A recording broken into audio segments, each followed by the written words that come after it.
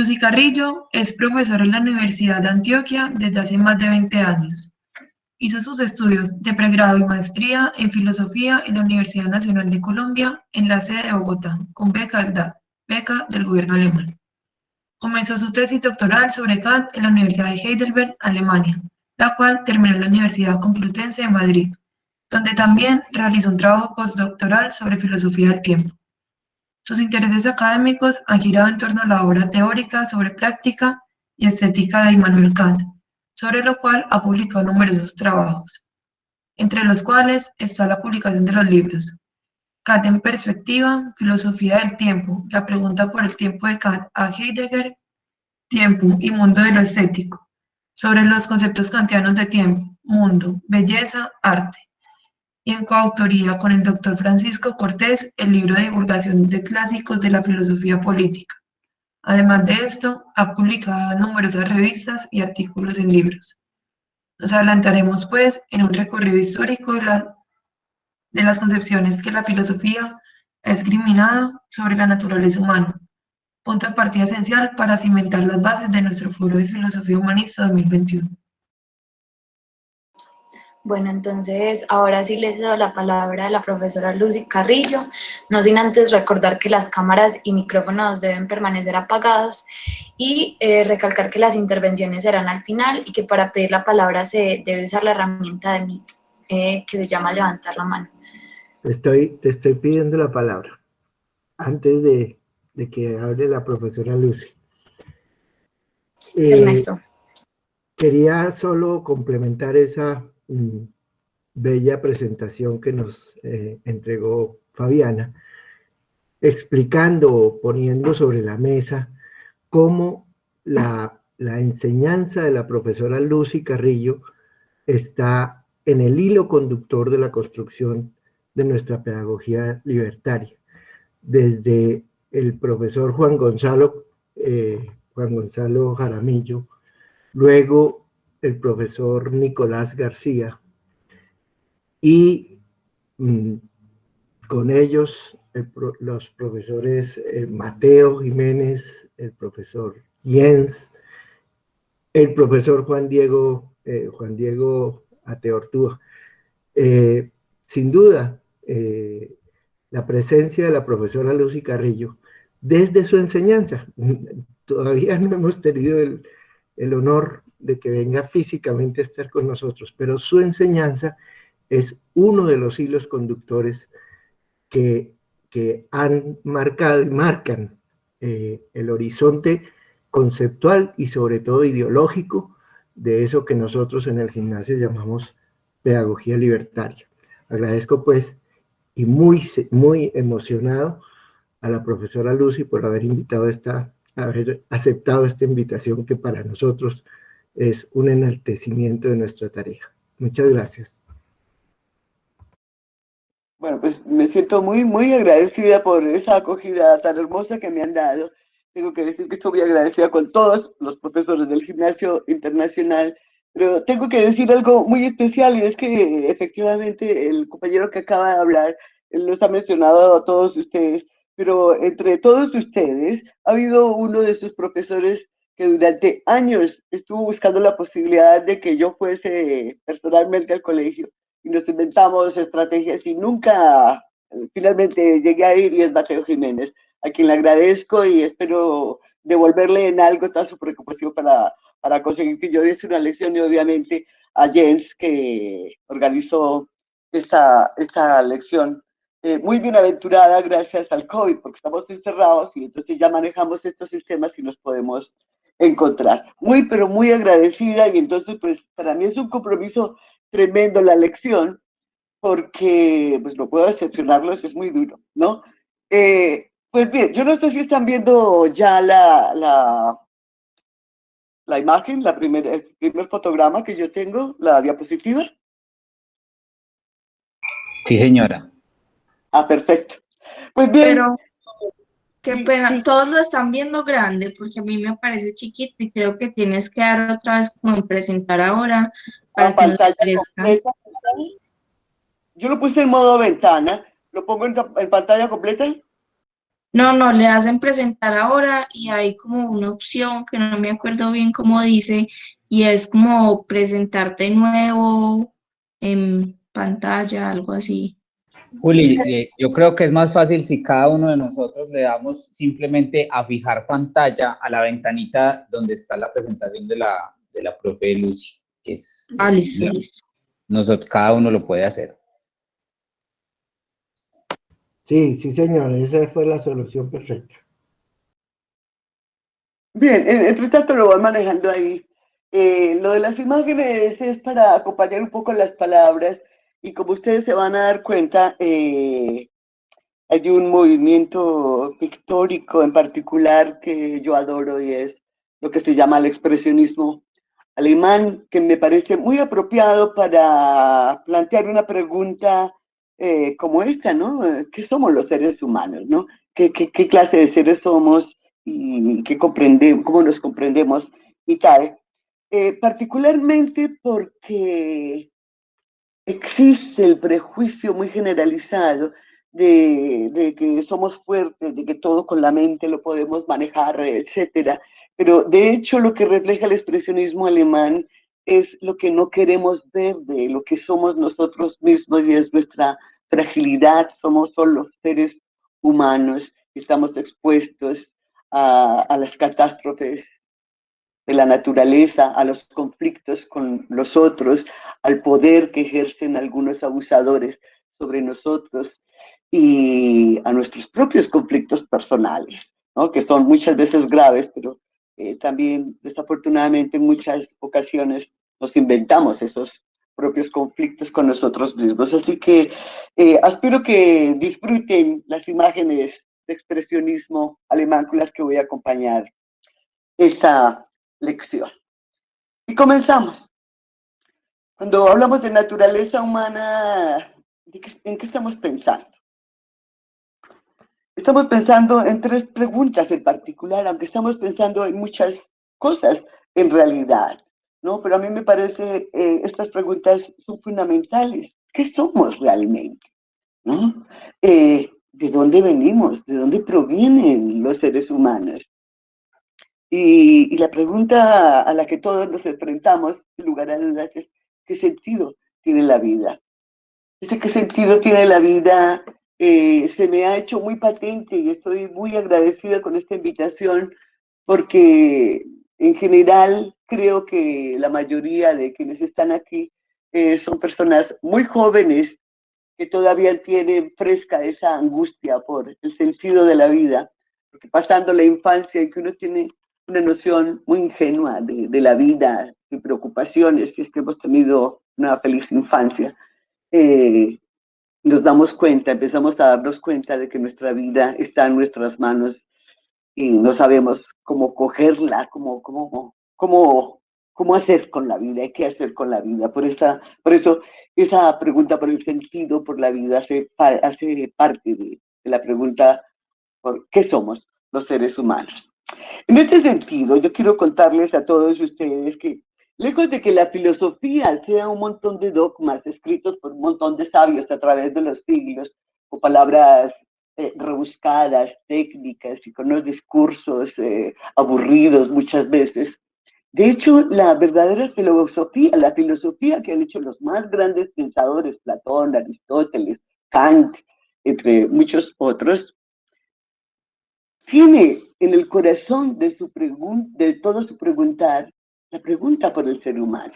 Y eso es lo que hace la genuina filosofía, ¿no? Estas preguntas que están aquí planteadas son el asunto propio de la filosofía. Quiero hacer una distinción importante respecto a lo que es la filosofía y lo que son otras disciplinas del conocimiento. La filosofía está vinculada íntimamente a nuestras preguntas existenciales, si ustedes quieren. Pero la filosofía no es ninguna ciencia y eso es un privilegio, eso es una ventaja extraordinaria. Las ciencias pueden presentar verdades que pueden comprobar, se pueden hacer análisis, cálculos matemáticos, experimentaciones y tal. Pero la verdad acerca de lo que somos nosotros los seres humanos no es un asunto de la ciencia, La filosofía es un asunto que todos hacemos de manera más o menos ingenua, ¿no? Por eso la filosofía es tan importante en la vida de los seres humanos. Porque si ustedes se fijan en el segundo párrafito que aparece ahí en esta presentación, lo voy a leer.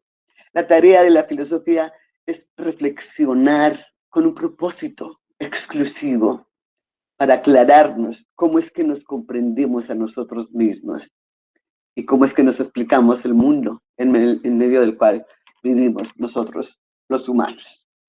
Por eso siempre me gusta traer a cuento el filósofo. Si ustedes recuerdan en la presentación que hicieron, hay un filósofo que siempre aparece y siempre escribo y hablo y doy clases sobre ese filósofo y no podía hacer una lección, no puedo nunca hacer una lección en ningún lugar sin mencionar a Kant, que es un filósofo alemán del siglo XVIII. Kant dice, miren, la filosofía, si uno coge los libros de los filósofos, pues uno encuentra un montón de temas y preguntas distintas sobre muy distintas cosas. Pero de hecho, si nos fijamos bien y, digamos, repartimos en grupos todas las preguntas, nos encontramos que hay de hecho tres preguntas centrales, fundamentales, alrededor de las cuales giran todos los estudios de la filosofía. La primera es, ¿qué puedo conocer? ¿Qué es lo que puede conocer un ser humano? ¿Podemos conocer lo que va a suceder en 2050? ¿Podemos conocer las historias que cuentan de fantasmas y conocer fantasmas digamos, de los tatarabuelos que arrastran cadenas y cosas de esas? ¿Qué podemos conocer con objetividad? ¿Qué debemos hacer? Somos seres vivos que tenemos que obrar constantemente. Pero constantemente tenemos que hacer esto o lo otro. La cuestión es, ¿cómo obrar bien? ¿Cuál es la manera de obrar mejor siempre para ser también una mejor y una buena persona? Y la última pregunta dice Kant, si nos fijamos bien, todos los filósofos grandes se han preocupado también de plantear esa pregunta, ¿qué pueden esperar los seres humanos? ¿No? De cara al futuro, ¿qué es lo que construimos hoy pensando de cara al futuro, ¿no? ¿En dónde está la esperanza de nuestra humanidad, de nuestra sociedad colombiana o latinoamericana o de la humanidad misma? Y si ustedes lo han visto bien, dice Kant, resulta que esas tres preguntas se resumen en una sola. Y entonces el asunto mismo de la filosofía es aclarar, ayudarnos a aclarar qué somos los seres humanos. Esa es la tarea fundamental de la filosofía. Y por eso en cierto sentido se dice que la filosofía es una antropología filosófica, ¿no? Pero por lo pronto nos vamos a concentrar en esta pregunta, ¿qué somos los seres humanos? Y voy a comenzar ya.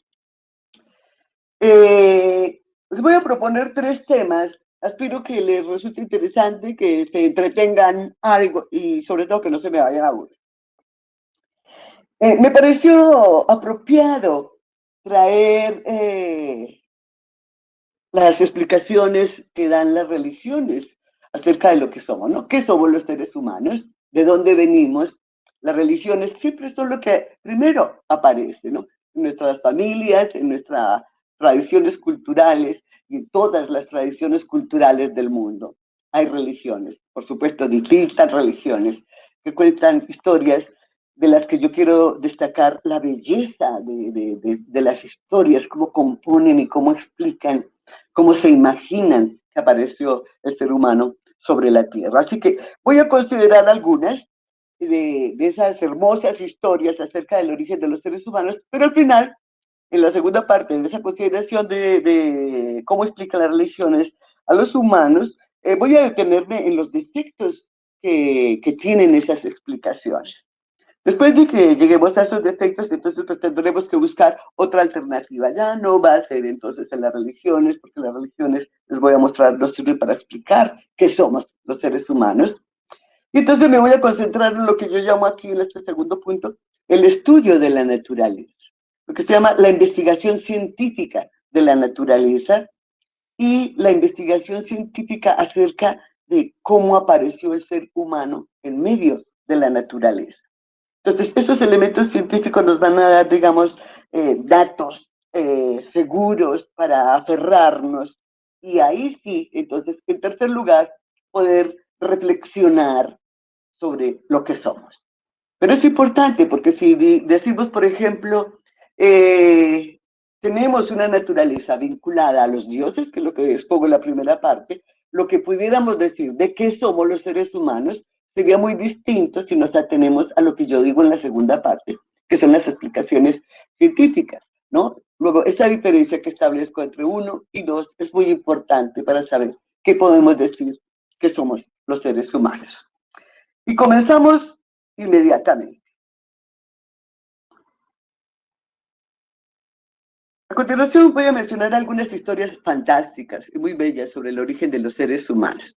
Pero a pesar de que algunas de ellas sean inexplicables y absurdas, son historias de todas maneras que fueron creídas o que son todavía creídas por millones de personas que las consideran como la verdadera explicación de qué somos los seres humanos.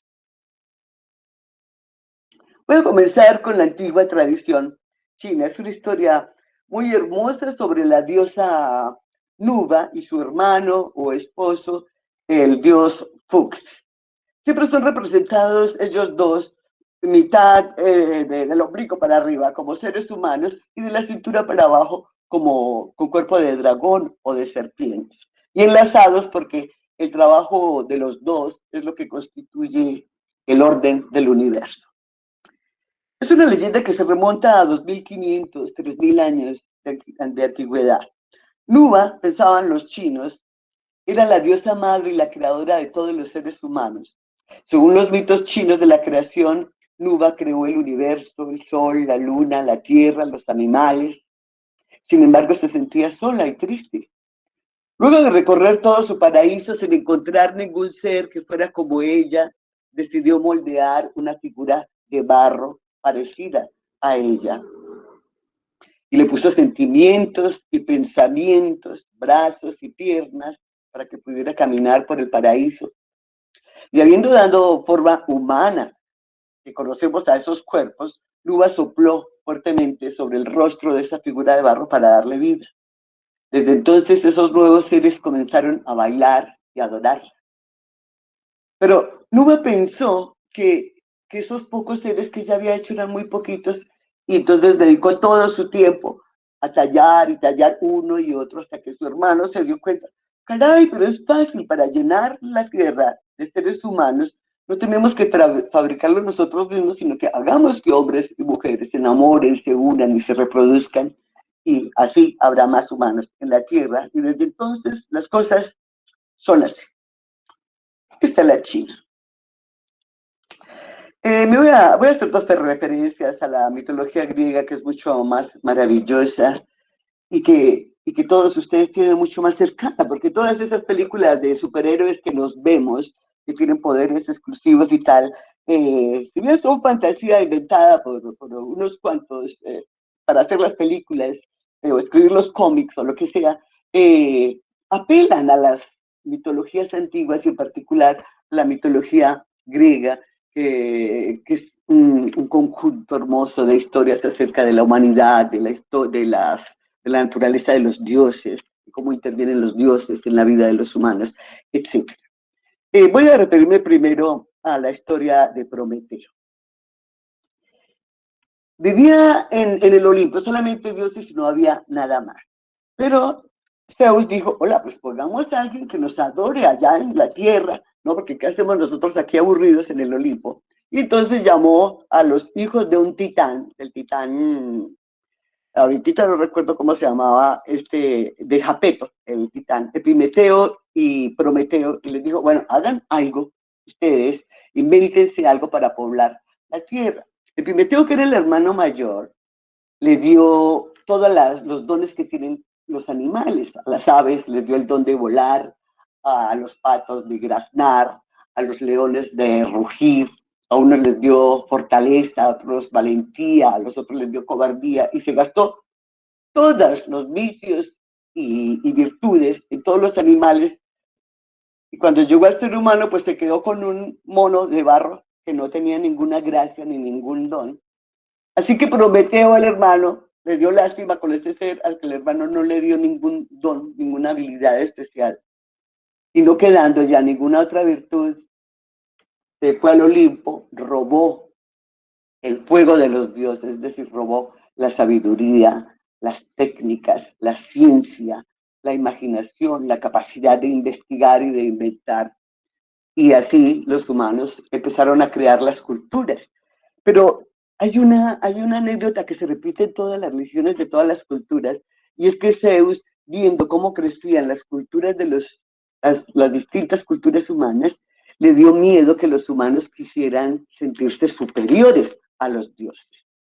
Así que furioso con Prometeo, lo ató a las montañas del Cáucaso y lo castigó a que un ave de rapiña se tragara sus entrañas cada noche, ¿no? Y en el curso del día Prometeo se curaba y cada noche el ave devoraba sus entrañas.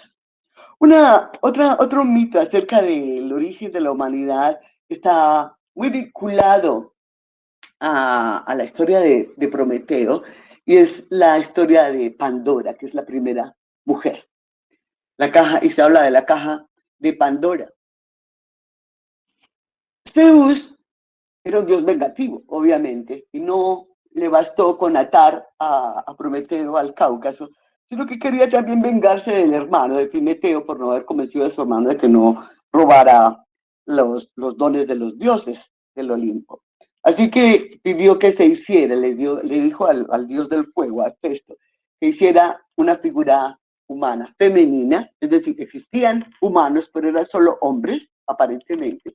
Y entonces pidió que hiciera la primera mujer y le pidió a todos los dioses y diosas que cada uno le diera alguna gracia. Así que la primera mujer era extraordinariamente hermosa, pero Zeus le regaló una ánfora, ¿no? Una caja. Y le dijo, este es mi regalo, es muy especial, tiene adentro, tiene muchas cosas que son para ti, pero si la quieres conservar y quieres que esa caja te dé suerte, no puedes nunca abrirla. Pero de hecho uno de los dioses le había regalado a Pandora uno de los dones que explica cómo somos los seres humanos, y es la curiosidad. Así que Pandora miraba la caja y la miró durante mucho tiempo por encima hasta que finalmente la venció la curiosidad y abrió la caja.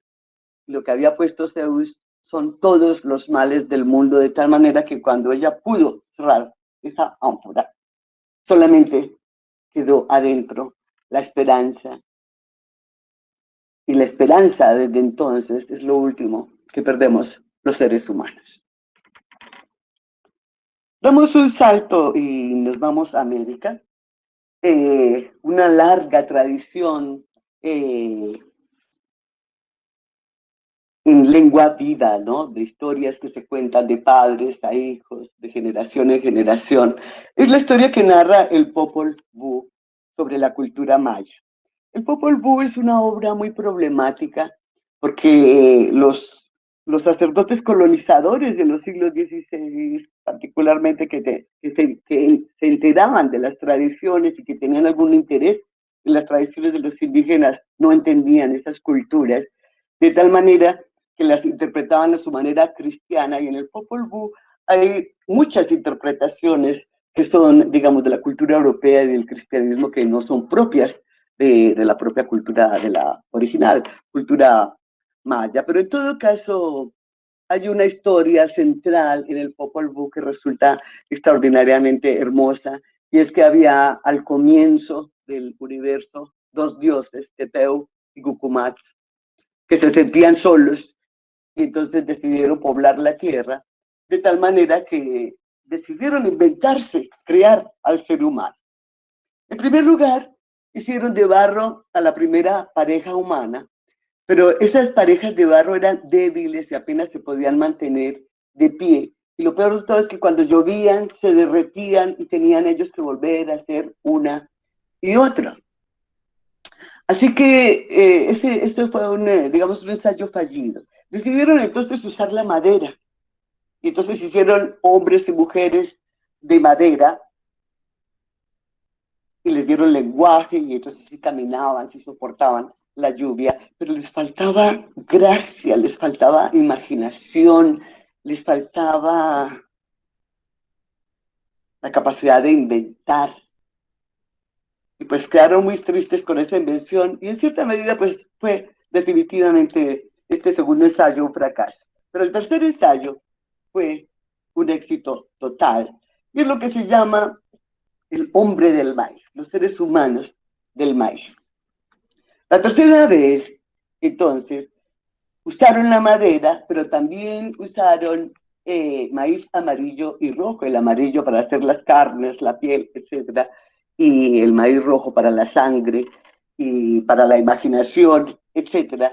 Y desde ahí, entonces, los humanos empezaron a crear, a inventar, a formar pueblos y tal. Pero como en casi todas las religiones, también estos dos dioses, cuando vieron que eran muy inventivos e imaginativos, dijeron, caray, nos van a superar, así que los aniquilaron poco a poco, encegueciéndolos, haciéndolos tontos, envidiosos, etcétera, para que jamás llegaran a ser como dioses. Finalmente quiero contarles la historia que es quizá la más conocida, porque es la religión que impera en nuestra cultura. Y esta religión es una de las que se llaman las religiones abrahámicas, que son tres religiones que tienen elementos en común. Los cristianos, los musulmanes y los judíos tienen cada uno su libro sagrado, pero la primera parte del libro sagrado de cada una de estas religiones es el mismo libro. Es decir, lo que compartimos con las otras dos religiones, con el Islam y con el judaísmo, es el Antiguo Testamento. Es el mismo. Por eso se llaman religiones abrahámicas, ¿no? Cuentan la misma historia del Génesis, de Abraham, de todas las historias hermosas, imaginativas del Antiguo Testamento.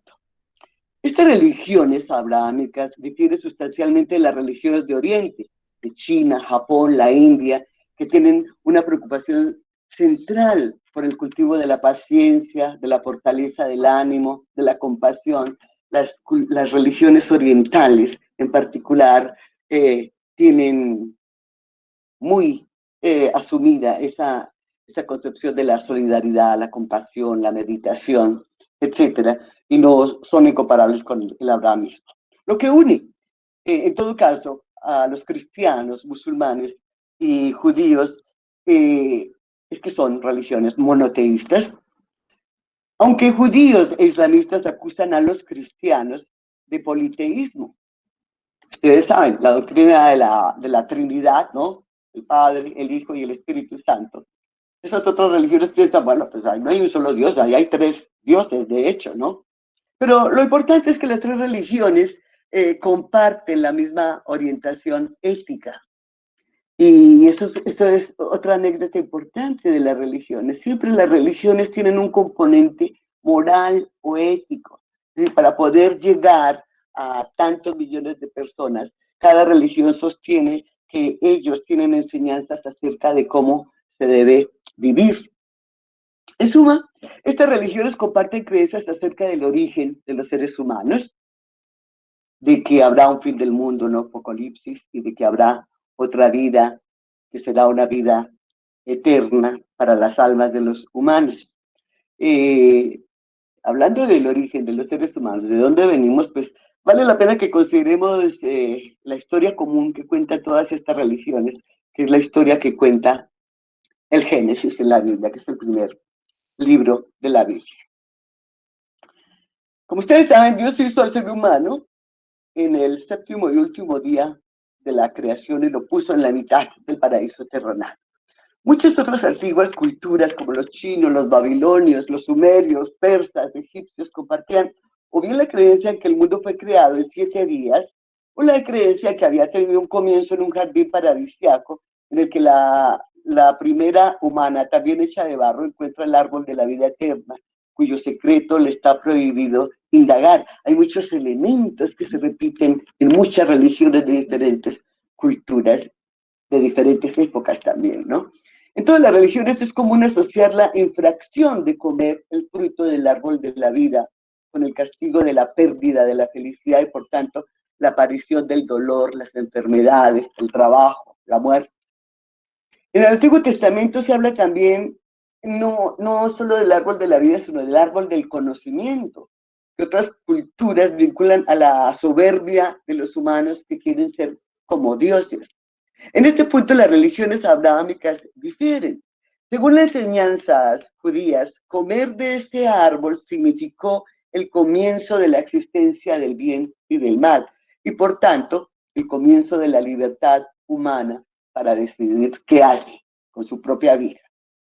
Es una reflexión hermosa de la región judaica.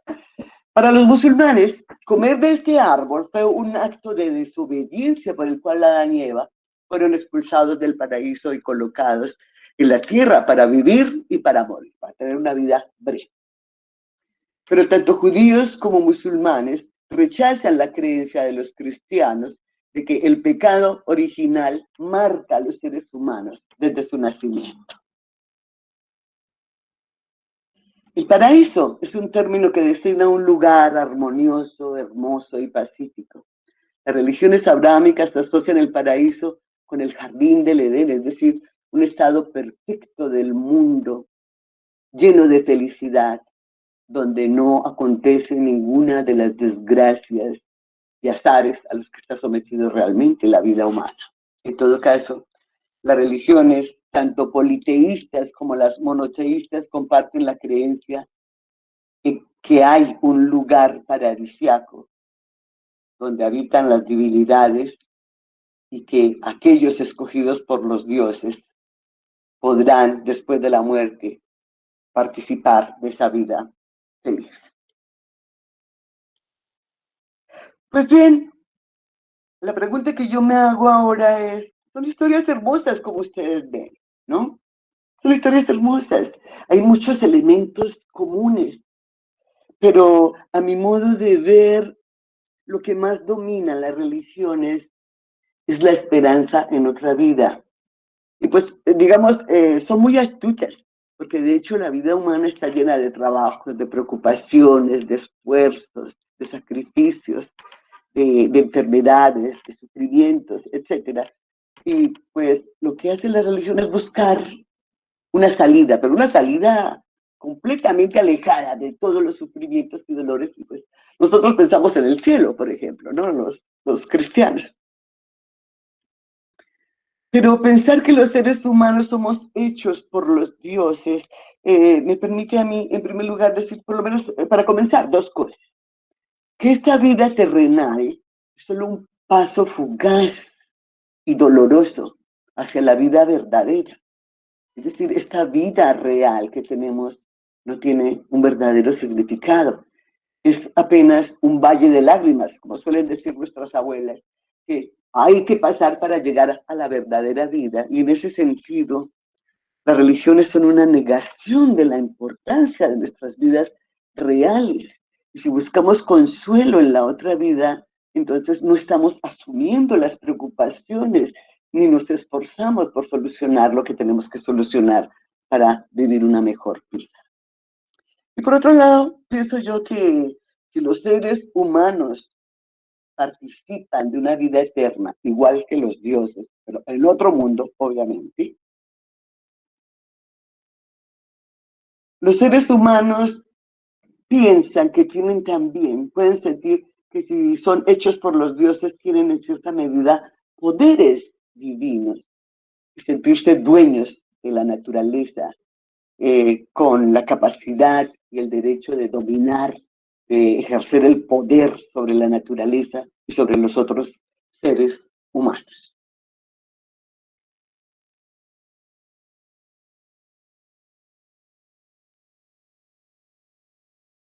Espero que se lo lea.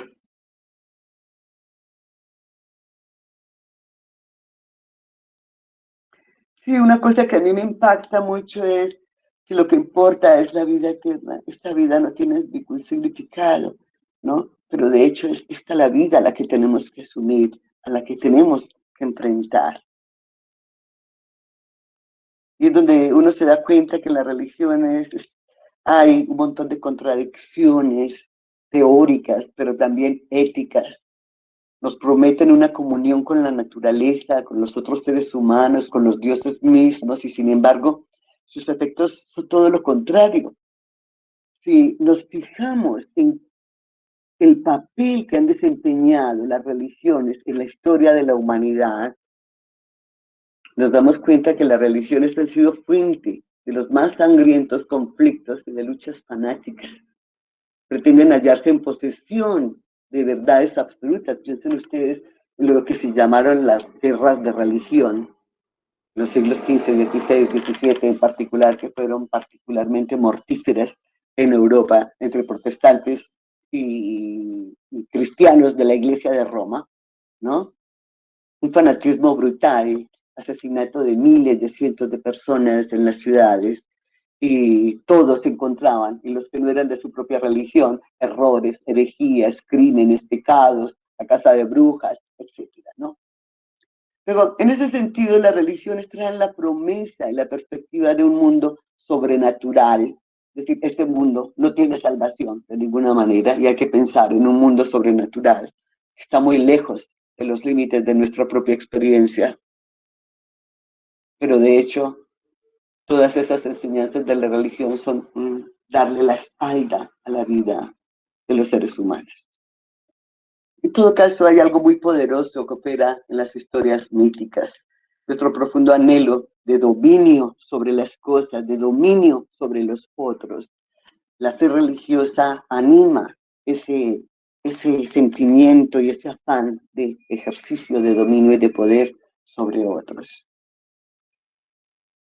Pensamos que dominamos la naturaleza.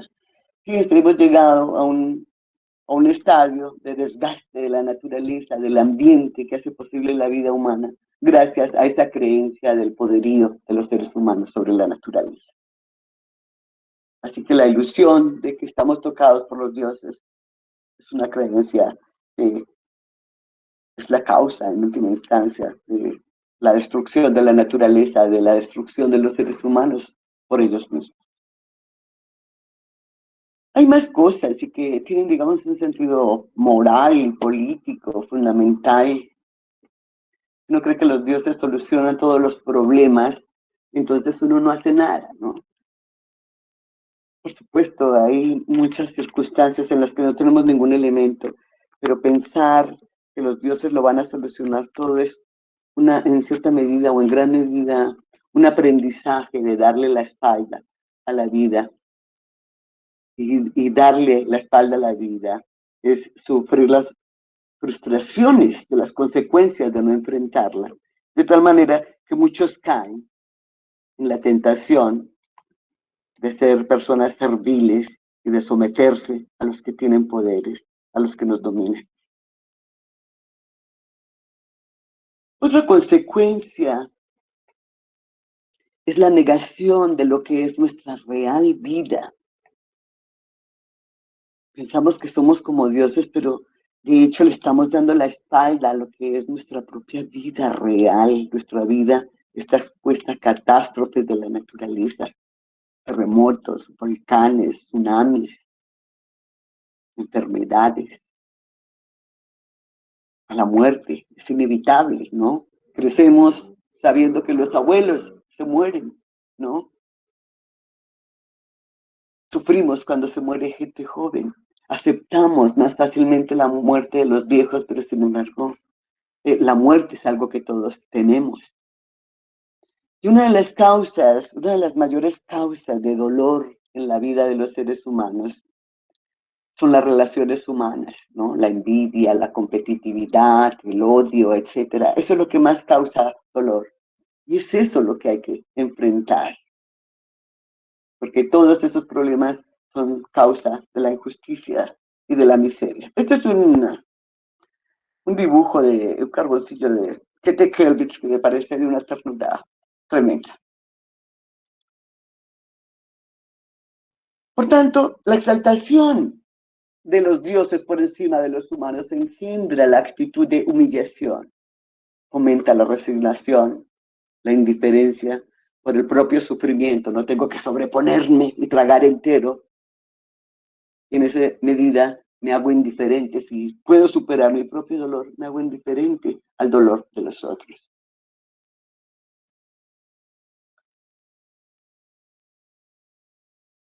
Creo que me va a resultar más corta. Yo voy a leer todo, pero voy a continuar. ¿Qué hay?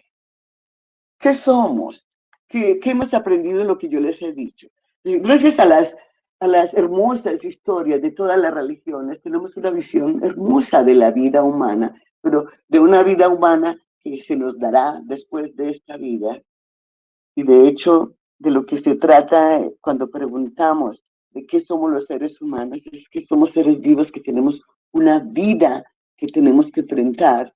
Y en ese sentido, digo yo, la vida nos exige fortaleza e ingenio para enfrentar las catástrofes de la naturaleza. No debemos seguir siendo siervos obedientes de las tradiciones, sino ejercer el ingenio para solucionar los problemas que efectivamente estamos viviendo. No se necesitan supersticiones, ni falsas creencias, ni rituales estrambóticos, sino coraje y sano sentido común para buscar las soluciones que hay entre los diferentes seres humanos o comunidades humanas. Fundamentalmente, necesitamos un sentido natural, aterrizado de lo que es lo justo, de lo que es la justicia, para que como ciudadanos podamos defender los derechos a la vida, a la salud, a la educación, al trabajo digno. En suma, lo que la vida nos exige es que cada uno de todos los seres humanos que vivimos pueda aspirar realmente una vida que valga la pena vivir. Porque tal como están las cosas, más de la mitad de la humanidad vive en medio de la miseria sin poder satisfacer las necesidades más básicas.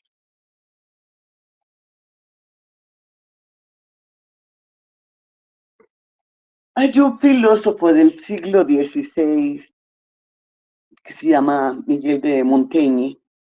Tiene una obra de 3 volúmenes. Es una obra que yo le aconsejo a todas las personas de todas las edades. Son 3 volúmenes y se llaman ensayos. Y son reflexiones, algunas son de un solo parrafito. Hay una sobre la amistad que tiene un solo párrafo y es absolutamente conmovedora. A uno se le llenan las lágrimas leyendo lo que dice sobre la amistad. Son 10 renglones nomás. Hay otros ensayos que tienen 100 hojas. Hay un ensayo que tiene 100 hojas que se llama La apología de Raimundo Sabunde. Era un pensador medieval que fue quemado vivo, etcétera, etcétera. Y hace Montaigne una defensa de lo que había en ese pensamiento liberador de Sabunde. Si a ustedes les gusta la lectura, que debiera gustarles, esa apología de Sabunde tiene, a través de las muchas páginas, son cerca de 100 páginas, un montón de reflexiones contundentes. Yo les pongo aquí este trocito porque cuando yo lo leí la primera vez, fui sacudida por estas palabras de Montaigne. ¿Puedo imaginar algo más ridículo que esta miserable y frágil criatura, quien lejos de ser dueña de sí misma, se llame a sí misma dueña y emperatriz del universo? Es que da pena, da vergüenza ser humano, ¿no? Entonces, ni siquiera sabemos qué hacer con nuestras vidas si pretendemos ser los dueños del universo. Esta reflexión a mí me ha conmovido siempre, así que yo aspiro que les llegue también un poco al corazón. Y lo que hay es la necesidad de mirar con más humildad lo que somos. Porque lejos de estar tocados por los dioses y tener poderes parecidos a los de los superhéroes de las últimas películas y de series de televisión, de hecho, somos seres frágiles, muy, muy frágiles. Y eso es lo que nos hace ver Montaigne. Así que con esto termino la primera parte. Yo espero que como al final va a haber preguntas, ustedes estén tomando nota para que me hagan preguntas luego, me expresen sus dudas, etc. Y si encuentran algo interesante, pues tomen nota de lo que quieran seguir buscando. Eso sería lo más maravilloso. Pues bien, nos vamos con la segunda parte. El estudio de la naturaleza y de los seres humanos en medio de la naturaleza. Una mirada naturalista. Esa mirada naturalista, esa mirada que quiere indagar la verdad, es una mirada que vino a forjarse finalmente, que pudo forjarse finalmente, particularmente en el siglo XVII, con lo que se llamó la revolución científica. Así que ese estudio de la naturaleza, esa indagación naturalista de la naturaleza, es lo que llamamos la investigación científica. ¿Qué es la ciencia? La ciencia es una comprensión naturalista del mundo, del origen del universo, de nuestra galaxia, de nuestro sistema solar, de los propios seres humanos. ¿Qué es lo que sucedió ahí? ¿Qué faltaba en las investigaciones científicas de los griegos en la antigüedad y de los árabes en particular en la Edad Media? Los árabes tenían matemáticas, inventaron el álgebra, las matemáticas más sofisticadas que heredaron en la modernidad los europeos. Pero faltaba algo fundamental. Hay un filósofo inglés que se llama Francis Bacon, y él es conocido, su herencia fue: la ciencia, para ser ciencia, necesita experimentación, ¿no? Luego, lo que se hizo en el siglo XVII fue experimentar, hacer experimentos con las cosas, observar directamente los fenómenos, y no solo tomar nota, porque los griegos tomaban nota de las cosas. Hay una anécdota que cuenta el propio Aristóteles, por ejemplo, y son muchas de este tipo. Después de que caían grandes aguaceros, las calles estaban llenas de ranas, y la teoría de Aristóteles era: caray, siempre que llueve surgen las ranas, luego la lluvia es la causa de que existan ranas, ¿no? Y pues nos parece ridículo, pero eran sus observaciones. Luego, lo que muestra es que las observaciones, sin más, observaciones ingenuas, no nos sirven para el progreso de nuestro conocimiento, de la objetividad de los hechos, qué es lo que sucede realmente. Faltaba la experimentación, faltaba comparar muchos casos, y sobre todo faltaba un método, el poder recoger esos casos y hacer cálculos matemáticos. Pero no solo eso, porque esos cálculos matemáticos los tuvieron desde la muy temprana Edad Media la cultura árabe que heredaron los europeos. Faltaba la ciencia física. Lo que se llama fundamentalmente la revolución científica del siglo XVII fue el surgimiento de la ciencia física. Ustedes conocen nombres: Galileo, Kepler, Hobbes, Newton, etcétera. Inventaron, descubrieron cómo es que funciona el mundo. Y Newton, obviamente, es el maestro de la explicación del mundo. Pero en lo que concierne, yo no pido, no voy a seguir con esto porque estoy concentrada en mi pregunta: ¿qué somos los seres humanos?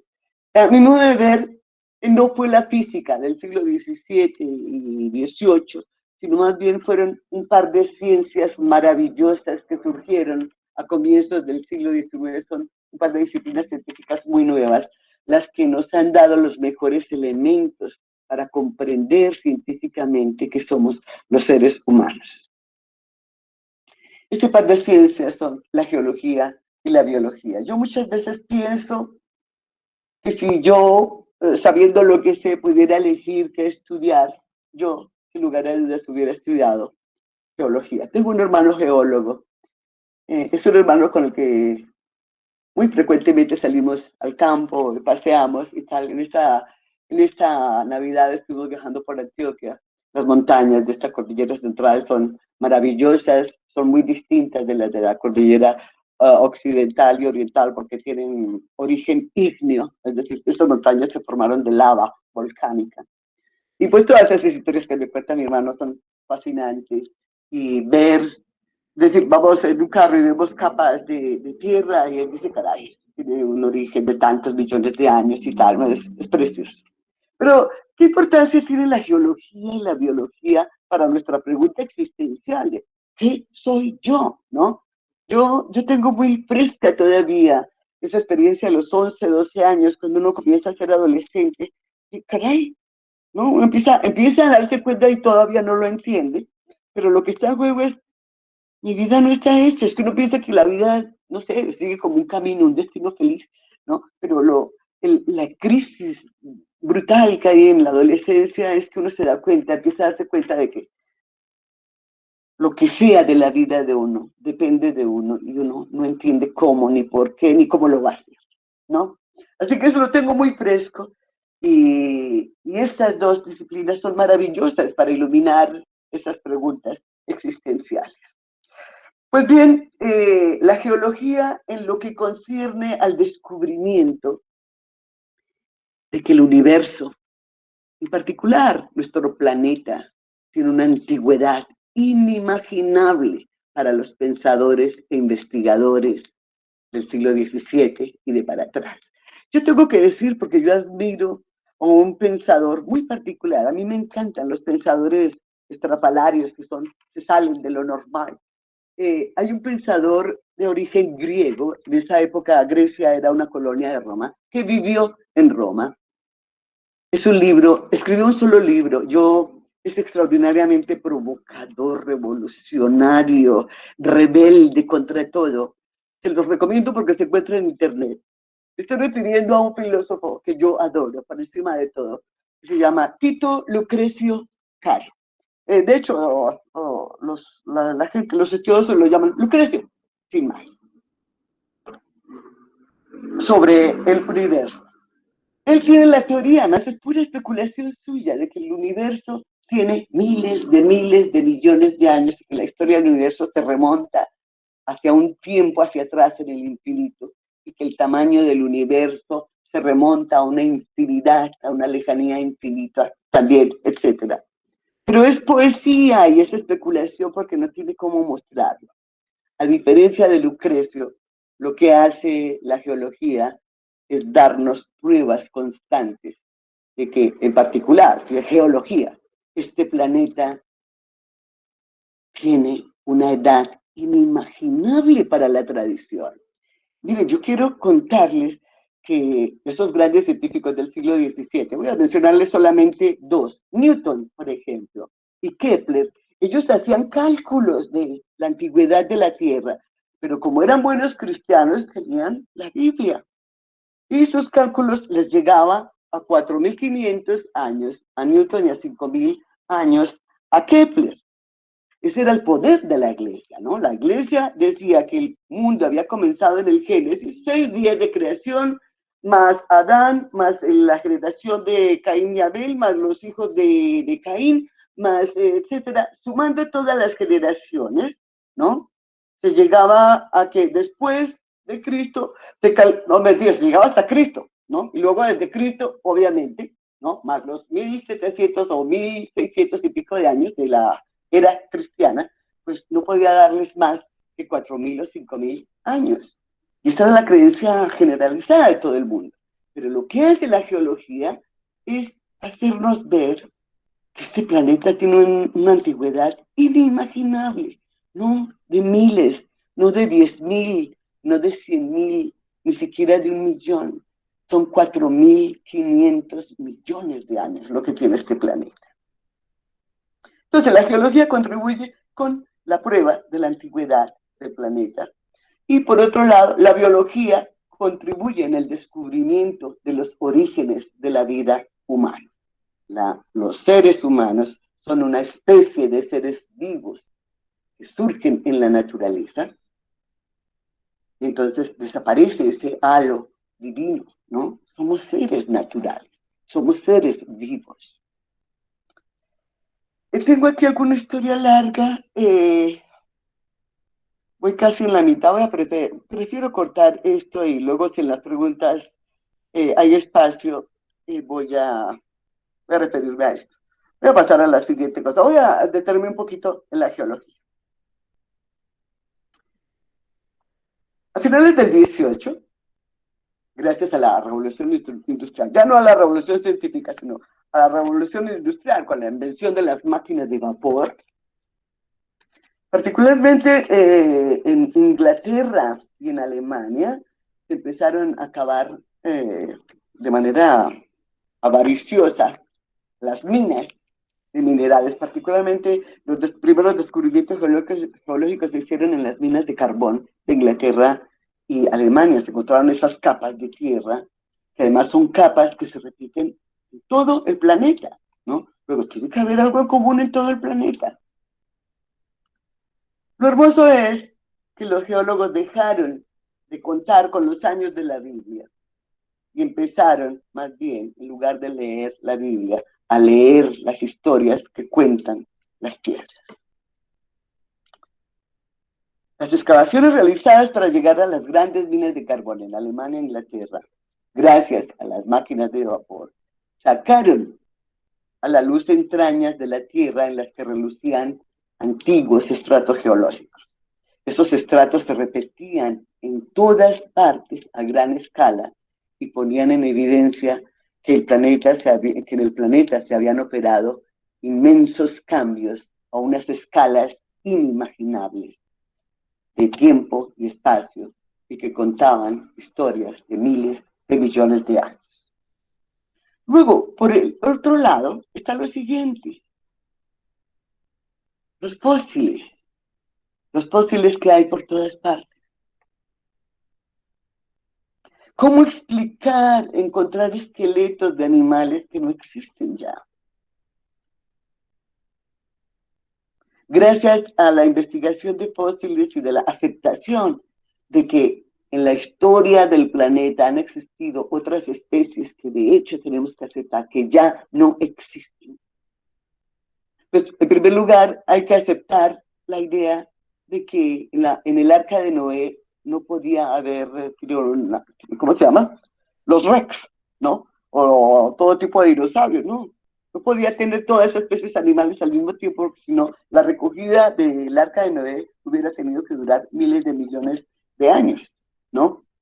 Y lo extraordinario es descubrir la fragilidad de la vida. Fíjense ustedes, hoy sabemos que todas las especies que han existido sobre el planeta durante millones de años, solo el 1% ha sobrevivido.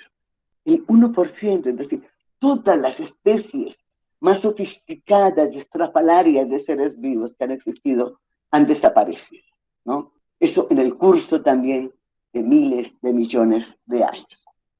Esto también nos hace comprender, digamos, la fragilidad de lo que nosotros mismos somos, ¿no? Somos una especie de seres vivos muy joven.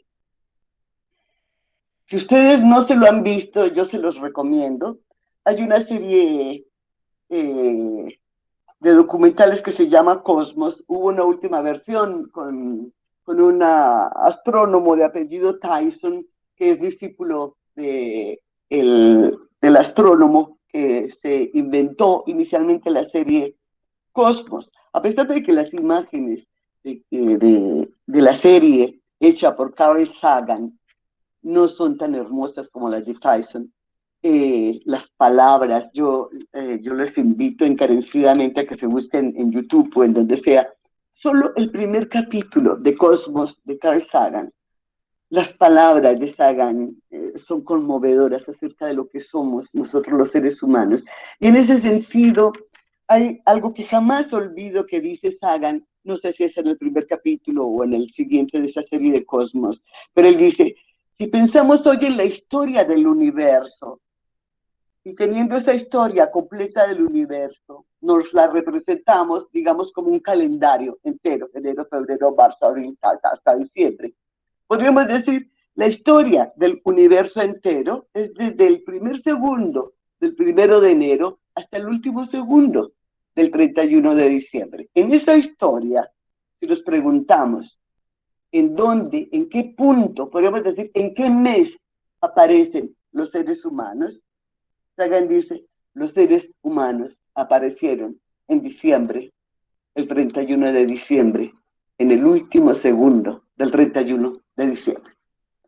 Luego, la historia de la humanidad como dice Schopenhauer, que es otro filósofo que les aconsejo que lean, es menos que una gota de agua en medio del océano. Eso es lo maravilloso de estas ciencias. Yo personalmente admiro la geología y la biología porque nos hacen ver lo pequeñitos y frágiles que somos los humanos. Pero voy a seguir con la geología. El inventor de la geología es un británico llamado Charles Lyell, y una de sus frases famosas es esta: en el tiempo y en el espacio, los confines del universo están más allá del alcance de la vista de los mortales. Ese es, digamos, el legado de Lyell a la geología. El abrirse a una historia inmensamente larga de la Tierra, del sistema solar, entonces del universo también. La pregunta es, ¿en qué estriba la importancia de Charles Lyell? Los griegos antiguos sabían muchas cosas, entre otras cosas que la cualidad más maravillosa de la inteligencia humana es la curiosidad, como se los hacía ver cuando les contaba lo de la caja de Pandora. El afán de comprender que tenemos los seres humanos, ¿no? Lo que caracteriza nuestra inteligencia es querer saber. De ahí, si ustedes tienen hermanos pequeñitos, esos chiquitines que apenas hablan, ¿no? A los 3 años, son incansables, ¿no? ¿Por qué? ¿Por qué? ¿Por qué? ¿No? El anhelo de saber más y más, lo que nos caracteriza a los humanos. Pero, por eso el catastrofismo es una teoría que adormecía la curiosidad humana. ¿Qué quiero decir con el catastrofismo? De que hubo una desgracia en el universo y todas las cosas cambiaron. En nuestra tradición cristiana, o digamos religiosa, porque esto también lo comparten los musulmanes y los judíos, es la historia del diluvio universal, ¿no? Hubo una catástrofe, Dios estaba furioso con los hombres, desapareció el universo y todo volvió a comenzar con los animalitos y las personas que salieron del arca de Noé. El catastrofismo es una teoría que adormece la curiosidad humana, es decir, ¿por qué esos fósiles, por ejemplo, ¿no? ¿Por qué esos cambios? No, hubo un diluvio universal y ya cállate, ya no preguntes más, ¿no? Alimenta la pereza, la indolencia, así como el conformismo con lo que se dice que ya son las verdades definitivas y establecidas y que son incuestionables. Pero además de sabotear las indagaciones surgidas de la curiosidad, el catastrofismo sabotea también nuestras preguntas existenciales acerca de qué somos los seres humanos en este planeta, de dónde venimos los seres humanos. Es en este punto donde hacen su entrada en el mundo los principios de la geología de Charles Lyell, y que la teoría del catastrofismo seduce a muchos, pero los enceguece, porque supone causas sobrenaturales para los cambios que ha sufrido el planeta. Dios lo quiso, Dios estaba furioso. Y si las causas son sobrenaturales, entonces no se pueden explicar, porque es la voluntad, el capricho de los dioses. Pero lo que dice Lyell es imperativo comprender la historia de nuestro planeta. Lyell supuso que los formidables cambios sufridos por el planeta hacían parte de su historia que se debían a causas naturales que han obrado de manera regular en el transcurso del tiempo. Para mí, yo vivo en un piso alto, para mí el temblor de tierra del lunes fue terrible, pero fue terrible, ustedes no se imaginan, ¿no? Un ruidaje terrible, los edificios crujían y cae, ¿no? Y eso es minúsculo, eso es absolutamente insignificante. En las historias hermosas que me contó hace muchos años mi hermano, la formación de las cordilleras, ¿no? de los Andes y de las rocosas al norte, son olas de piedras movidas, de lava movidas, ¿no? Estas alturas de 5.000 metros, 6.000 metros de las montañas de los Andes son movimientos de la tierra, ¿no? Pero no son movimientos que una vez tuvieron lugar y se acabaron, no. Lo que descubre Lyell son movimientos regulares, es decir, la tierra está en permanente cambio. Dado que los cambios sufridos por el planeta han sido radicales, es necesario admitir que la historia de la Tierra es muy larga. Así que en lugar de catástrofes brutales como la del diluvio universal, Hay que pensar sencillamente en los estragos del tiempo.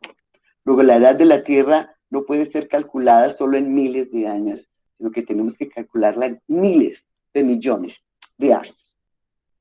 La teoría de Lyell es lo que se llama hoy en la ciencia la teoría del uniformismo, y es la teoría conforme la cual hoy los geólogos explican todos los fenómenos naturales. Ha permitido plantear la hipótesis acerca de que el universo tiene una antigüedad de 14.000 millones de años, lo cual supone que la Tierra tiene una edad de más o menos 4.500 millones de años y el Sol unos 5.000 millones de años. La manera de investigar de Lyell hizo comprender a los científicos la necesidad de dar importancia a las nuevas evidencias que se vayan descubriendo y atreverse a seguir las pruebas para poder también plantear nuevas hipótesis que expandan los campos de nuestro conocimiento. Los principios de la geología de Lyell se hicieron famosos. Eran tan famosos que hubo en Inglaterra un joven biólogo que en 1831 se subió a un famoso navío llamado el Beagle, y como se iba de viaje por todo el mundo para recoger muestras de todo, para superar las horas de aburrimiento, se llevó en sus manos los principios de la geología de Lyell, obra de la que aprendió muchísimo y fue determinante para todos sus futuros descubrimientos. Y ese jovencillo que se subió a Beagle es Charles Darwin. Yo tengo que decirles que lo extraordinario de Darwin, si bien es el primer gran biólogo de la historia de la humanidad, el primer biólogo, él comenzó como geólogo, ¿no? Ahora, tengo que decir que Charles Lyell estudió muchísimo los fósiles, así que también tenía muchos estudios de biología, ¿no? De paleobiología, pero igual, de biología.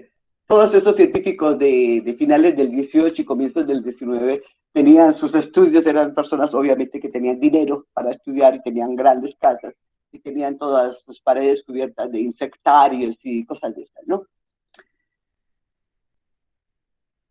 Hay una hipótesis geológica de Darwin que fue lo que lo hizo famoso, ¿no? Él no se hizo famoso en el mundo de la ciencia por la biología primeramente, sino por un descubrimiento geológico que todavía es vigente, es la manera en que se sigue explicando, digamos, este fenómeno.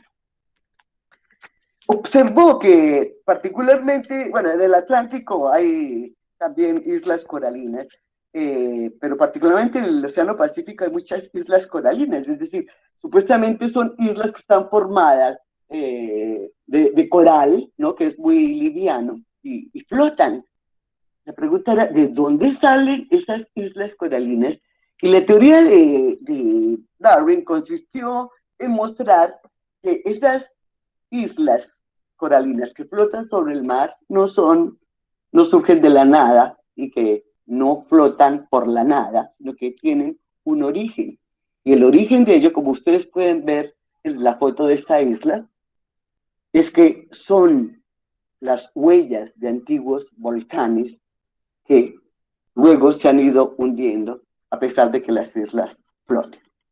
Es una teoría extraordinariamente hermosa y como anécdota les cuento que, por ejemplo, las islas de San Andrés y Providencia son islas coralinas, igual con ese origen volcánico. Esta sigue siendo una teoría, en términos generales, todavía aceptada, ¿no? Porque se han cambiado algunas cosas, pero dice mucho, digamos, del pasado tan violento y terrible de la Tierra, ¿no? Pues bien, este es nuestro Darwin de geólogo, pero vámonos un poco con lo que Darwin aprendió de Lyell. Se hace esta pregunta, Darwin: ¿acaso las constantes transformaciones a las que están sometidas todos los fenómenos geológicos no se llevan a cabo también en la historia de los seres vivos del planeta? No se trata de que Noé haya recogido todos los animales y luego cuando acabó el diluvio los haya soltado en un solo lugar. Se trata de que si el planeta es tan antiguo, como para contar su historia en miles de millones de años. La historia de la vida de este planeta no puede ser contada en centenares o miles de años, sino que la historia de la vida en este planeta tiene que remontarse a millones de años, por lo menos.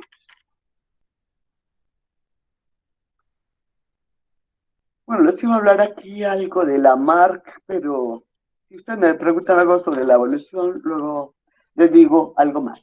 ¿En qué consiste la teoría de la evolución del origen de las especies de Darwin? En 1859 publica El origen de las especies y se funda en 3 hipótesis, es lo fundamental.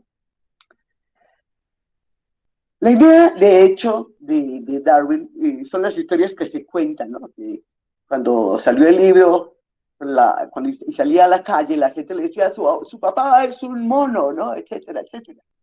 Pero, de hecho, Darwin nunca defendió la teoría de la evolución, es decir, a él no le importaba tanto hablar de la evolución como del origen, ¿no? De dónde proviene que existan tantos animales tan distintos. Su teoría se puede resumir en estas 3 ideas que tiene ahí, 2 frases que no se entienden. En primer lugar, dice Darwin, la variación genética. Hay que tener en cuenta la variación genética. Si nosotros nos damos cuenta, por ejemplo, si tenemos una gata en la casa y la gata da crías, digamos 6 crías, cada una de esas crías es distinta a la otra. ¿Sí? Uno tiene manchas blancas, otro es completamente negro, otro tiene unas pecas marrones, etcétera. Los individuos, a pesar de provenir de la misma estirpe, pero la misma gata, tienen características completamente distintas. Fíjense ustedes que si ustedes tienen hermanos, siendo hijos del mismo padre y la misma madre, somos distintos, ¿no? A pesar, digamos, que nuestra composición genética, como decimos hoy, y Darwin no lo podía decir, sea la misma, somos muy distintos, ¿no? Yo pertenezco al grupo y soy la más negrita y más chiquita de mi casa, mis hermanos son animales de 1,90 y cosas de esas, ¿no? Somos 10 personas completamente distintas físicamente. La variación genética, dice Darwin, esto hay que tenerlo en cuenta. Por otro lado, él estaba apoyado en una teoría, que era la teoría de Davitus, acerca de que los seres humanos se reproducen más de lo que producen como comida. Esto pues era válido en el comienzos del siglo XIX, pero hoy ya no, porque la existencia de comida que se produce podría satisfacer el hambre del planeta sin ninguna dificultad hoy. Pero en el siglo XIX la producción de alimentos era mucho más pobre, mucho más primitiva, y le preocupaba a Maritus que los humanos se reprodujeran más de lo que podían cultivar. A eso se refiere también Darwin, ¿no? Es decir, los animales y los seres vivos se reproducen en lugares donde se les acaban los alimentos y hay escasez, y los animales entonces tienen que adaptarse, someterse a las condiciones de tiempo a donde encuentren. Si hay, digamos, fieras en un lugar húmedo y cálido, pues tiene que huir hacia estepas solitarias y frías y cosas de esas, ¿no? Y la tercera tesis es lo que, digamos, es el secreto de la teoría del origen de las especies, que es lo que Darwin llamaba la selección natural, pero a mí me parece que ese concepto de selección natural se entiende más fácil si lo llamamos adaptabilidad, ¿no? Las especies animales tienen una capacidad extraordinaria de adaptabilidad. La selección natural de Darwin quiere decir que solo sobreviven los más aptos. Pero esto hay que entenderlo bien porque algunos creen que la teoría de Darwin acerca del origen de las especies se refiere a que sobreviven los más fuertes, sobreviven los que son superiores o los que son más perfectos. No es así, es por el contrario. No se trata de superioridad, porque todo en la naturaleza está en permanente cambio y no hay modelos de perfección o de superioridad. Igual sucede con la falsa idea de que los que sobreviven son los más fuertes. Piensen ustedes en los documentales que se han visto, porque espero que a todos les guste ver documentales de la Nat Geo y cosas de esas, de las tortugas pequeñitas que nacen en las playas y son miles de animalitos diminutos que corren hacia el mar para poder vivir y sobrevivir, ¿sí? Las recién nacidas crías hallen sustento y logren evitar depredadores que las devoren, depende que tiene más bien de la suerte, en primer lugar, y por otro lado, de la capacidad de doblegarse a las condiciones que imperan. Por tanto, sobreviven las variaciones de las especies que son, digamos, más aguantadoras, que tragan enteros todas las condiciones que hay contra su supervivencia, ¿no? Así que ese concepto de selección natural o de adaptabilidad no tiene nada que ver con los más fuertes o los superiores, porque no es eso, es más bien el poder aguantar más, ¿no? Y lograr sobrevivir. En conclusión, la adaptabilidad es lo que ha dado origen al surgimiento de las 9 especies de seres vivos, incluida entre todas esas miles de especies de seres vivos, la especie humana. No quiero terminar ni dejar de lado a Darwin sin contarles una anécdota que a mí siempre me ha conmovido acerca de esta teoría del origen de las especies. Darwin terminó de elaborar esta teoría a comienzos de los años 40, pero fíjense ustedes, la publicación, como les indico ahí en la diapositiva, él vino a publicar en 1859, pero él ya había terminado la teoría en 1840. Pero renunció a hacerla pública, pues como ustedes pueden suponer, él ya sabía que iba a ser objeto de crítica por parte de toda esa gente cerrada de cabeza a los nuevos descubrimientos científicos. Pero sucedió algo en 1858.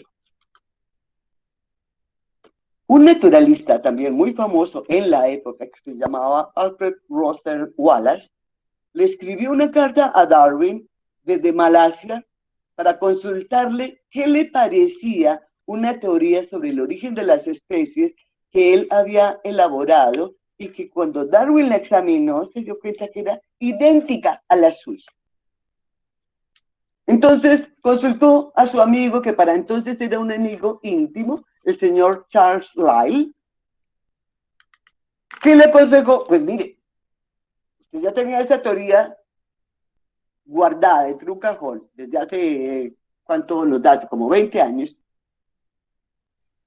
Usted no puede tampoco desconocer los descubrimientos de Wallace, así que por primera vez lo que hizo Darwin, pues tenía medios y conexiones para hacerlo, fue publicar las dos teorías al mismo tiempo, la de Wallace y la de Darwin. Uno se pregunta, ¿y por qué hoy hablamos de Charles Darwin y no de Alfred Wallace? Pues resulta que en la vida humana hay muchas cosas de suerte. Hoy sabemos muy poco de Wallace porque tuvo la desgracia de perder todas sus colecciones de muestras recogidas por todo el mundo, así como todos sus escritos en un incendio y luego en el naufragio del barco en el que volvía a Inglaterra.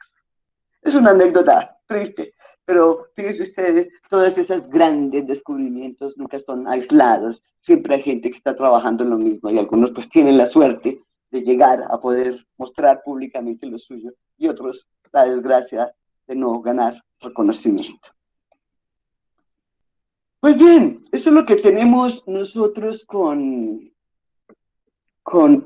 el origen de nuestra existencia. Hay otro libro también muy importante de Darwin que se llama El origen del hombre. Hay unas reflexiones extraordinariamente hermosas, porque era un científico que por lo demás pues debía ser un marido y un papá muy divertido, porque igual que hace todas sus obras, él describe todo. Y cuando iba a tener un bebé, su mujer él se sentaba, no ayudaba a nada, pero se sentaba a describir qué hacía el bebé, cómo se movía, etc. Y es muy tierno la lectura acerca de eso.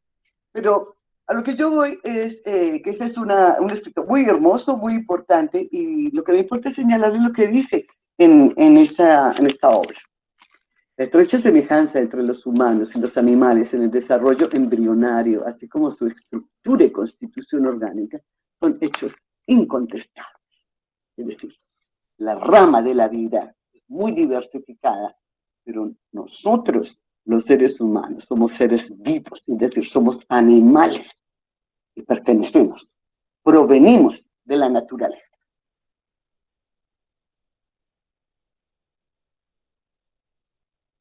Pues bien, hoy sabemos un montón de cosas acerca de la historia de la humanidad, hay hallazgos de herramientas, de los que llaman los especialistas los Homo habilis de hace 2,5 millones de años.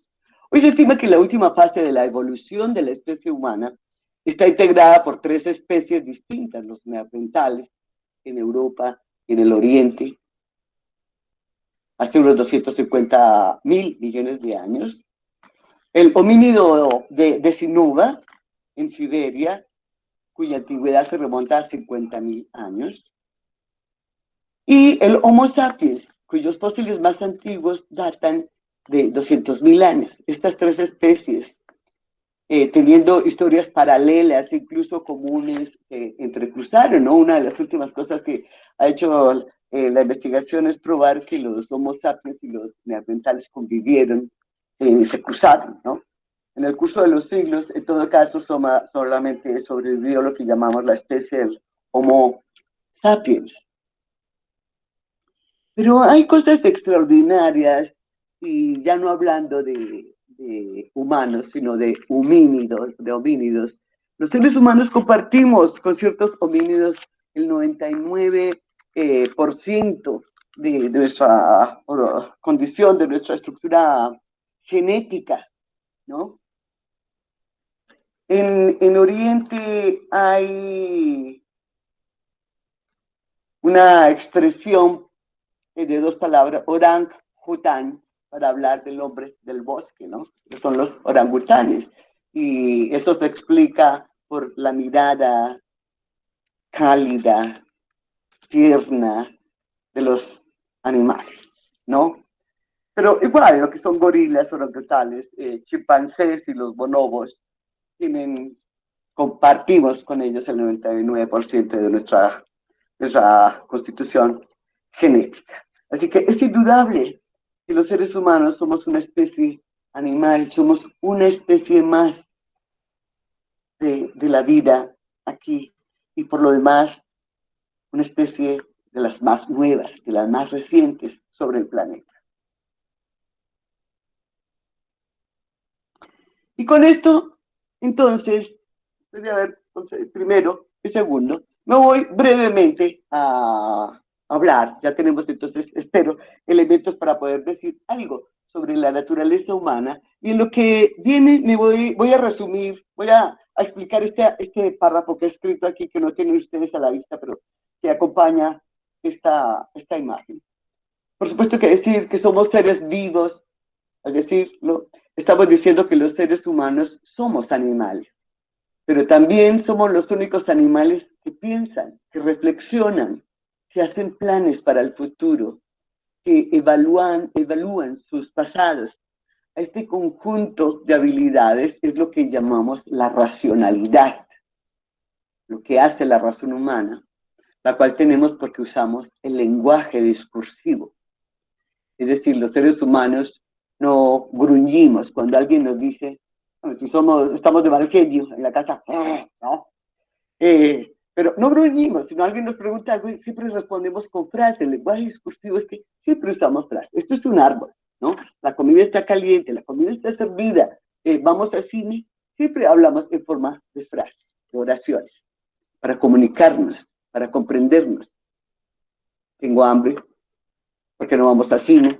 Etcétera. Los humanos somos los únicos homínidos capaces de usar un lenguaje que es capaz, hace capaz a cada ser humano de abarcar su pasado, de recordarlo y de contar historias. Cuando yo tenía 4 años, sucedió tal y tal cosa, o mi abuela me contó tal y tal cosa, ¿no? Evaluar lo que sucede en la actualidad. Mira, ahorita mismo sé que está sucediendo tal y tal cosa. Y hacernos expectativas, imaginarnos y prever el futuro. Si las cosas van bien, termino el bachillerato y yo quiero estudiar geología. Yo no sé dónde hay geología en las universidades de Medellín. Además, somos los únicos animales que anhelamos que haya un orden social justo y que deseamos para cada uno de todos nosotros, particularmente para nuestros seres queridos, que tengan una vida feliz. Entendemos la felicidad como el logro de las metas y propósitos y esfuerzos lo cual no es lo mismo que el logro de las satisfacciones sensuales, que son lo que constituye la felicidad de los demás animales. Hay algo en nosotros, somos animales, somos tan animales como los orangutanes, los gorilas, los chimpancés, pero hay un plus, y ese plus es lo que los griegos llamaban el logos, la racionalidad que está dada por esta capacidad de hablar, de contar historias, de imaginar, de recordar. Esto es lo más maravilloso de lo que somos. Voy a resumir, o mejor, voy a intentar explicar esto que les acabo de decir. Una cosa que se ha descuidado en la historia de la filosofía y que solamente hace un par de décadas se le ha dado importancia, fíjense ustedes, porque nosotros solo somos el poder de la mente y somos fuertes y tal. Una de las cosas de las que poco se había hablado en filosofía, particularmente esas filosofías sometidas a la tradición y a la autoridad, era no hablar de los sentimientos, de las pasiones y las emociones y de negarlas, además, ¿no? En ciertas religiones o en muchas religiones se tiene la creencia que todo lo que concierne a los sentimientos y a las emociones es ciertamente una parte animal de los seres humanos y que los humanos tienen que superar esa animalidad, pero es una imbecilidad porque los sentimientos y las emociones son tan importantes para vivir como lo son la vista, el oído, el tacto, el gusto, el olfato. Voy a leerles lo que está escrito en la imagen. Todos los animales, es decir, todos los seres vivos, sienten hambre, sed, calor o frío, se sienten descansados o se sienten cansados, incómodos, confortables, experimentan miedo o tienen sentimiento de seguridad, de ira o están sosegados. Los sentimientos y las emociones permiten a los seres vivos, a cada ser vivo, distinguir entre lo que es beneficioso para él, lo que es dañino para su propia vida. Las emociones no son un extra insignificante en nuestras vidas, tienen un papel fundamental en lo que somos como seres humanos. Así como los ojos nos permiten captar las cosas que hay a corta y a larga distancia, igualmente todas las emociones, la alegría, la tristeza, la ira, la sed de venganza, la gratitud, etcétera, son maneras de que nos sentimos a nosotros mismos respecto a los otros. A mí me presentan a alguien y le doy la mano y digo, creo que es una buena persona, ¿no? O me presentan a alguien y le doy, carajo, esa persona no me gusta nada, ¿no? Son maneras de orientarnos en el mundo. Pueden ser equívocas, igual que lo que vemos puede ser equívoco, ¿no? Hay un montón de deformaciones que nuestra vista produce y los confunden. Ustedes, me imagino que en el colegio, en cualquier lugar habrán hecho el experimento de coger una vasija transparente de agua y poner, digamos, un palo largo, se ve torcido, se ve como si estuviera partido. Así que, así como los sentidos deforman la realidad, nuestros afectos también la deforman, ¿no? Y puedo equivocarme respecto a una persona, decir es mala persona, pero de hecho, tanto los sentidos como las emociones son la manera como cada uno armamos el mundo y nos damos elementos para sobrevivir, para mantenernos vivos, ¿no? Esto es fundamental. Ahora, lo que sí hay que decir es que los afectos de los demás animales pues no son tan ricos como los nuestros. Nosotros tenemos una vida emotiva, mucho más compleja, mucho más enredada que los demás animales.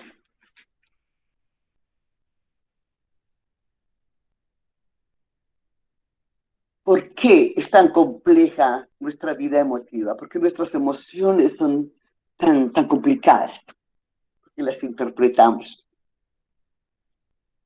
reflexionamos sobre ellas, hablamos de ellas. Fíjate, me siento así, tal, pero ¿qué te pasó? Es que fulano me dijo tal cosa y tal, ¿no? Y caramba, ¿por qué estoy así? ¿Por qué siento esto por esa persona? ¿O por qué siento esto respecto a esa determinada situación? El lenguaje enriquece nuestros sentimientos. No somos mudos, ¿no? Yo, digamos, dejo a mi mascota, a mi perro, por 15 días porque tuve que viajar. Y efectivamente, la alegría de mi mascota cuando yo vuelvo es extraordinaria, pero es una alegría muda, ciega, sorda. Porque si fuera, digamos, mi hijo, un niño de, yo qué sé, de 8 o 10 años, la alegría de que yo vuelvo no es ciega ni sorda, porque puede decir, no, me gusta volverte a ver y yo sé que vamos a comprar helados, etcétera, etcétera, etcétera. ¿No? Es decir, el lenguaje humano, este lenguaje a través del cual nos comunicamos, enriquece, mejora, hace más compleja la vida animal que tenemos.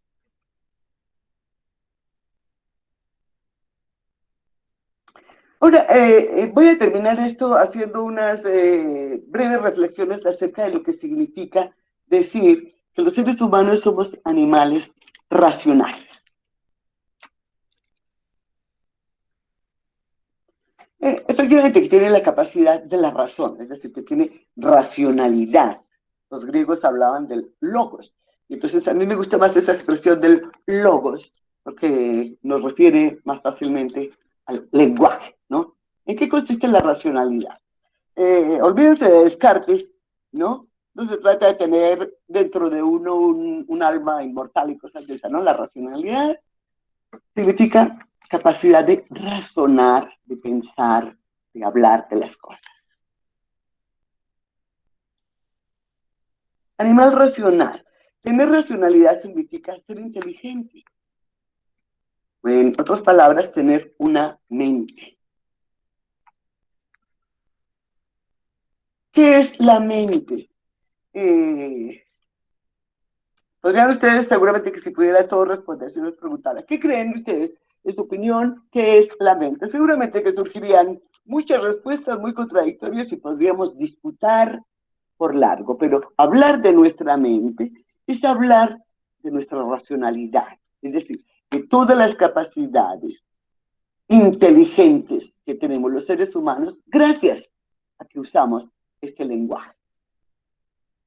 El conjunto de habilidades que tenemos, ¿no? De imaginar, de hacer cosas, de inventar, de recordar, de investigar, etcétera. Esa es la mente humana, es nuestra inteligencia. Cuando yo digo, yo tengo una mente, estoy diciendo yo soy un ser inteligente, ¿sí? Animal racional. Es ser inteligente, es tener una mente, lo cual significa que un ser humano tiene un conjunto de habilidades y de destrezas intelectuales. Es decir, aquellas de las que se pueden hablar, que se pueden explicar, que se pueden desmenuzar reflexionando para ver de dónde proviene, porque estoy triste, porque estoy furioso con alguien, etc. O sea, ¿en qué consiste tener una mente? En que uno tiene pensamiento, es decir, que uno puede pensar, reflexionar, deliberar, si hago esto o hago aquello, ¿no? Y sopeso, deliberar, tomar una decisión. Todos los días y durante las 24 horas del día, de cada día, estamos tomando constantemente decisiones, ¿no? Tengo que hacer tal cosa, ¿cómo la hago? Pues la hago yo, ¿no? La acción responsable, este es otro concepto fundamental, ¿no? Parte de nuestra inteligencia consiste en que somos libres moralmente. Ahora, tener libertad moral no significa otra cosa que yo soy capaz de decir, si yo hago esto, va a suceder tal cosa. Si hago aquello, va a suceder tal otro. Tomo una decisión, ¿no? Me hago responsable, de tal manera que las consecuencias de mis acciones recaen sobre mí. Yo soy responsable. Responsable no significa ser culpable, sino yo respondo por ello, ¿no? Y en sentido negativo o en sentido positivo. Es decir, o soy culpable o soy elogiable por mis acciones. Tener imaginación, memoria. Una de las cosas que siempre a mí me ha fascinado es el sentido del tiempo. Solo los humanos tenemos sentido del tiempo. Los demás animales quizás son mejores en percibir y tener sentido del espacio, ¿sí? pero los demás animales no tienen sentido del tiempo, porque para tener sentido del tiempo hay que tener lenguaje. Ayer, antier, hace un siglo, hace un milenio, dentro de 100 años. Yo saco a mi niño a caminar por la calle y él sabe que vamos a comer helado, ¿no? Lo presiente, lo sabe y espera que compremos helado. Y igual, mi niño siempre espera que cuando salgamos en determinadas circunstancias, es que porque vamos a comer helado. Así que si yo le digo, la otra semana vamos a salir al parque, él sabe, pues, caray, vamos a comer helado la semana entrante. Mi perro, si yo lo saco a pasear, cuando yo cojo el collar, claro, salta de alegría, vamos a salir a pasear, pero mi perro no puede decir, caray, dentro de 15 días voy a salir a pasear, porque no tiene sentido del tiempo. Los demás animales viven en un eterno presente, no es una vida mucho más pobre, quizá más feliz, ¿sí? Porque lo que más nos hace sufrir a los seres humanos es la inseguridad del futuro y las tristezas y pesares del pasado. Animal racional. Bueno, esta imagen la busqué pensando que todos ustedes la reconocen, ¿no? Hombres de negro. ¿Recuerdan ustedes el hombre que tenía el gato que tenía en el collar una galaxia, ¿no? Pero resulta que el hombre no era tal hombre, sino que era el emperador de esa galaxia, o yo qué sé.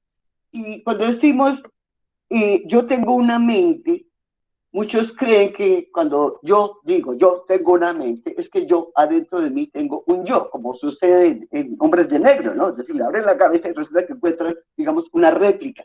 Como si, digamos, si me abrieran la cabeza encontrarían una luz chiquitita ahí metida entre mi cabeza, ¿no? Eso es absurdo. Más bien, cuando usamos la palabra yo, decir yo es como decir esto, ¿sí? ¿Quién dijo tal cosa? Yo. Yo es una manera de hacer esto para que los demás me miren. Yo, ¿no? Entonces, no fuiste tú, tampoco fue ella, ¿no? Es una manera de indicar quién está hablando. Decir yo es una manera de indicar que yo, ¿no? Lucy está hablando. Pero no tiene ningún significado misterioso, ni de alma, ni de homúnculo, como lo digo ahí, ¿no? Es un versito chiquitito. Ahí. Esto nos lleva a otro problema respecto a nuestra inteligencia, y es un montón de vicios y de prejuicios y de supersticiones que se han creado con lo que se llama las neurociencias, el estudio del cerebro, que sostienen y engañan a la gente diciendo que la mente humana es el cerebro. Decir yo soy inteligente o decir tengo una mente no significa que yo soy un cerebro, ¿no? Conozco a ciertos jóvenes muy estudiosos de la filosofía que defienden que los seres humanos son cerebros, ¿no? Pero es absurdo, somos cerebros. Yo, caray, y mi cuerpo, mis manos, mi tronco, mis piernas, mi cuerpo entero, ¿qué? Ahora, decir la racionalidad o la mente humana es el cerebro, es absurdo. Mire, los pongo entre paréntesis. Eso sería tanto como decir, mi cerebro se enamoró. Cuando ustedes se han enamorado, yo espero que ustedes hayan tenido esa experiencia más tan maravillosa y muy dolorosa, así es intensa. Si se han enamorado, a nadie se le ocurre decir, no soy yo esta persona, hija de fulano, que estudia en tal colegio y tal, la que se enamoró, no, soy muy intelectual. Mi cerebro se enamoró. Eso es absurdo. Mi cerebro vio ayer una película, ¿no? No fui yo esta que me gusta comer maíz, tira mientras veo películas y tal, ¿no? Mi cerebro vio un pájaro, cosas de esto. ¿No? Hablar del cerebro como si fuera la mente o la inteligencia es una absurdidad. Es decir, por supuesto, el cerebro es el órgano central del sistema nervioso, pero no hace mi inteligencia, ¿no? Mi vida, es decir, mi cerebro no es mi vida, todos los recuerdos que yo tengo, mis hermanos, mis amigos, los lugares que he visitado o voy a visitar, todo este mundo está en mi capacidad lingüística, más que el cerebro, es mi capacidad de expresarme.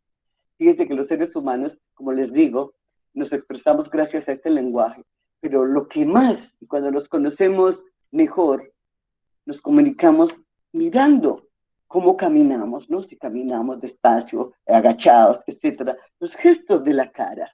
hablamos y decimos un montón de cosas con los ojos apagados o los ojos luminosos, etcétera, ¿no? Todo nuestro cuerpo habla de lo que somos, de tal manera que no podemos reducir nuestra existencia a las funciones ocultas, o mejor, físico-químicas del cerebro. Porque nuestra vida humana es esta vida humana de amigos, de compartir, de discutir, de tener opiniones distintas, etcétera. Ser racional, animal racional.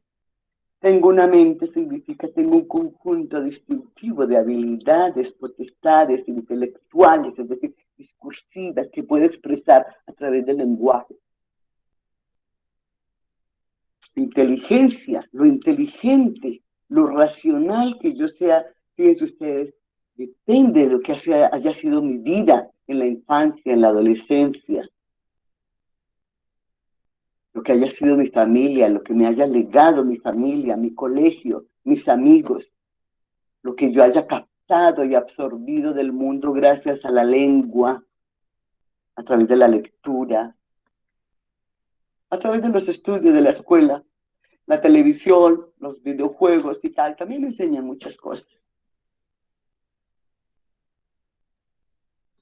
Por tanto, la mente humana es el conjunto de habilidades que solo puede adquirir un ser humano, es decir, un ser vivo que usa el lenguaje discursivo.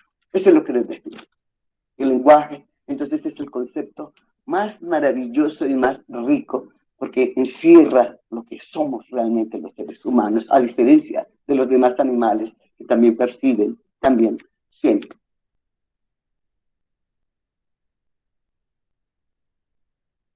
Una definición en lugar de homo sapiens, fíjense ustedes, homo sapiens, ¿no? Homínido sabio.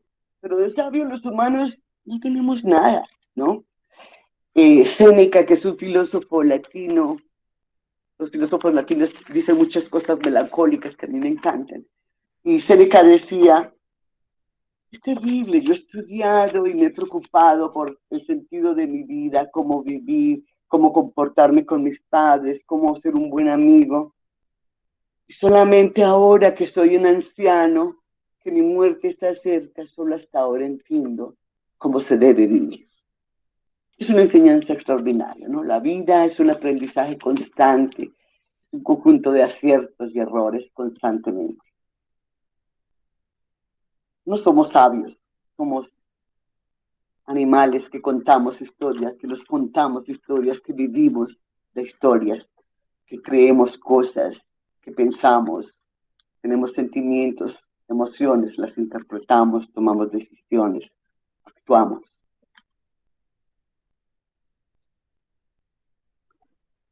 Sí, ahí se acabó, así que voy a leer lo último para terminar. Lo más maravilloso de nuestra condición racional estriba en que los seres humanos, a diferencia de los demás animales, tenemos la capacidad de entender y comprender. Y a diferencia de los demás animales, tenemos también una vida interior constantemente ocupada con pensamientos, reflexiones, sueños, recuerdos, con fantasías visuales repletas de pensamientos placenteros o esperanzas, ¿no? Soñamos despiertos. Toda esa compleja trama de nuestra vida interior es la que alimenta los anhelos, los sueños de cada uno, su propia individualidad a través de su capacidad para reflexionar y tomar decisiones por uno mismo sobre cómo hacer mejor las cosas, cómo hacerse una buena persona, es decir, cómo ser un ser humano solidario y compasivo con los sufrimientos de los otros y con el suficiente coraje para lidiar y buscar las mejores soluciones a las preocupaciones y sufrimientos de los que están cerca de nosotros y de nosotros mismos. Hasta aquí llego. Espero que no se hayan cansado mucho. Mil gracias.